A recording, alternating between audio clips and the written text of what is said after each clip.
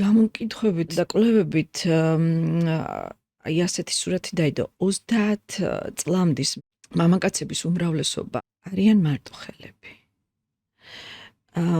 უფრო მორცხვები, რომელიც არის ძალიან პასიური ემოციური მდგომარეობა და რადგანაც მისთვის ძალიან სწრაფია, ანუ თავის თავთან აქვს სექსუალური ურთიერთობა პორნოგრაფიის გზით.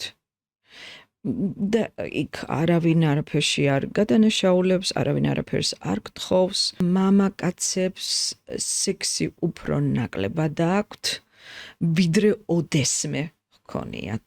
და აქ ლაპარაკი მაქვს ახალგაზრდა მამაკაცებზე და იმაზე სწრაფად ეწყებათ პროსტატის პრობლემები, ვიდრე მოხუც ადამიანებს ადრე წინა პერიოდებში ეწყებოდათ. რატო? იმიტომ რომ პორნოგრაფიაზე არიან დამოკიდებული და ეს ძალიან ძალიან დიდ არ ვიცი ჯანმრთელობის ცვლილებებს იწვევს.